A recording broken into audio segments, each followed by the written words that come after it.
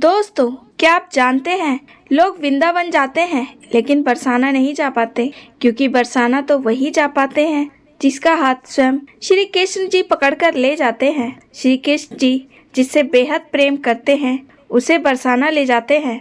और जब भगवान के प्रति हमारे मन में भाव होता है, हम उनसे मिलना चाहते हैं, तभी वह हमसे मुलाकात करते हैं और किसी न किसी रूप में आकर हमें एहसास करवाते हैं कि वो हमारे आसपास है। तो दोस्तों, आज हम आपको एक ऐसे ही निश्चल श्री कृष्ण भक्त के बारे में बताने जा रहे हैं, जिसकी भक्ति और विश्वास को देखकर स्वयं कृष्ण भगवान उन्हें राधा जी के दर्शन करा के लाए।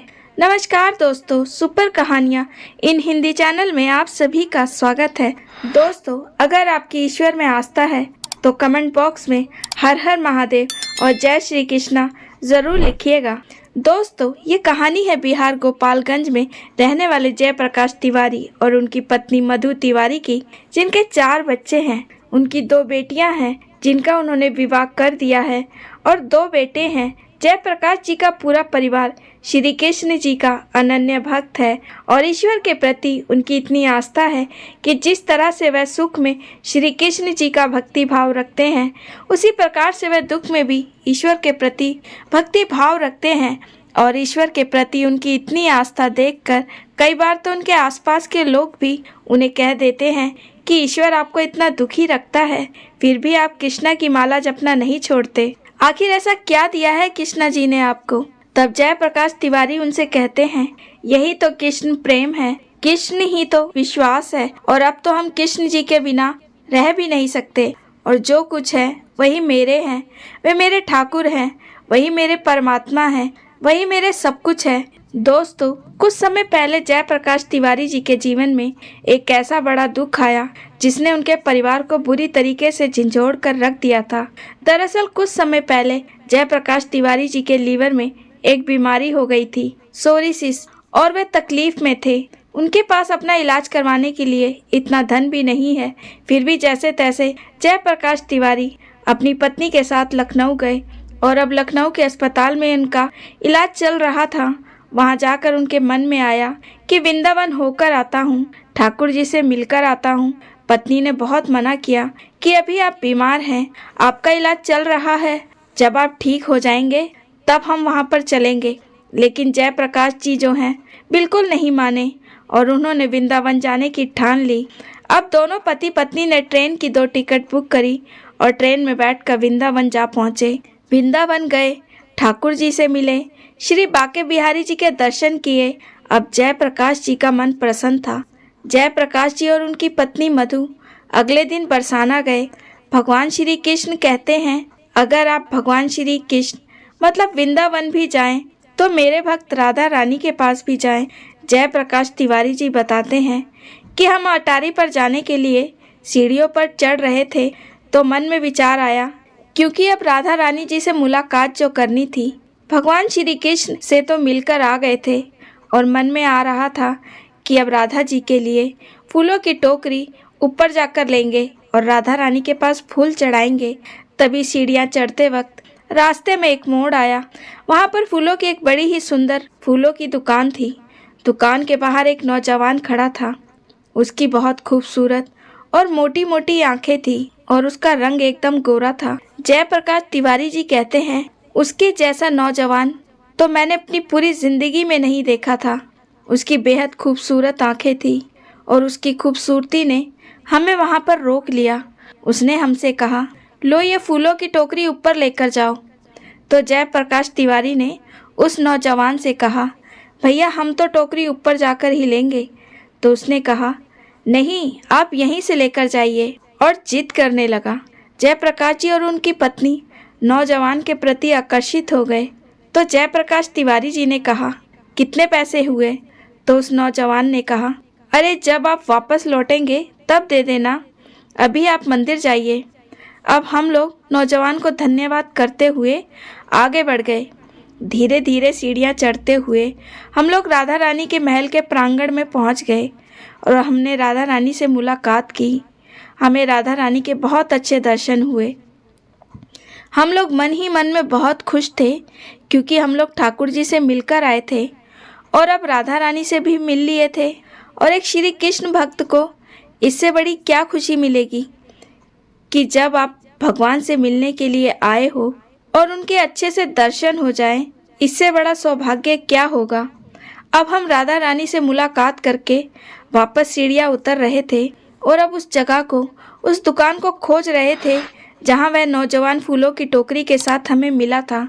अब हम सीढ़ियाँ उतरते जा रहे थे। ना हमें वहाँ पर वह दुकान दिखी और ना ही वह नौजवान लड़का जिसने हमें फूलों की टोकरी दी थी।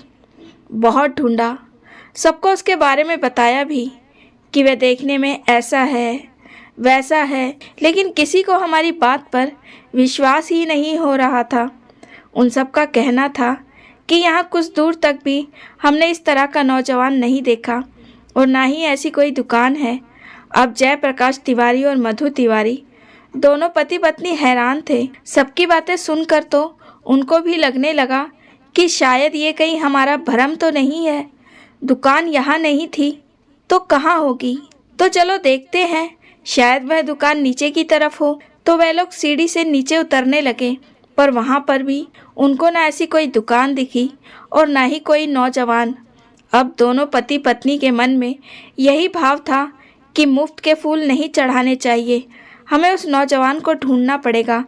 लेकिन नौजवान तो कहीं मिल नहीं रहा था। तो दोनों पति पत्नी भी सीढ़ियाँ बार बार ऊपर चढ़कर बार बार नीचे आकर थक गए थे। तो हार कर अब जयप्रकाश तिवारी जी और उनकी पत्नी को वापस आना था, तो वह वृंदावन वापस आ गए। 3 दिन वृंदावन में रुके। जिस दिन उन्हें वहाँ से वापस लौटना था, उनके मन में फिर से भाव आया कि एक बार बरसाना वापस चलते हैं और उस नौजवान को ढूंढते हैं, उस दुकान को ढूंढते हैं, शायद वह मिल जाए। तो जयप्रकाश जी जो है वो वापस बरसाना आ गए। करीबन 3-4 बार सीढ़ियाँ चढ़े उतरे, एक एक दुकान को देखा। उनकी नज़र हर नौजवान पर पड़ रही थी, लेकिन उनको वह नौजवान तो दिखा ही नहीं और ना ही उन्हें वह दुकान मिली। तो देखा दोस्तों, कैसे भगवान जब मिलने आते हैं तो अपनी लीला कर ही देते हैं। और बरसाना भी वही जा पाता है जिसकी बाँह पकड़कर भगवान श्री कृष्ण स्वयं ले जाते हैं।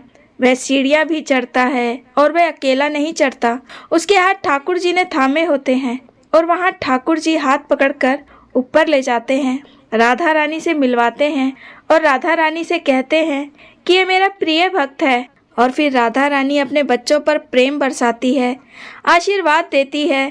राधा रानी तक पहुंचना आसान नहीं है, बिना श्री कृष्ण की कृपा की वहां कोई नहीं पहुंच सकता।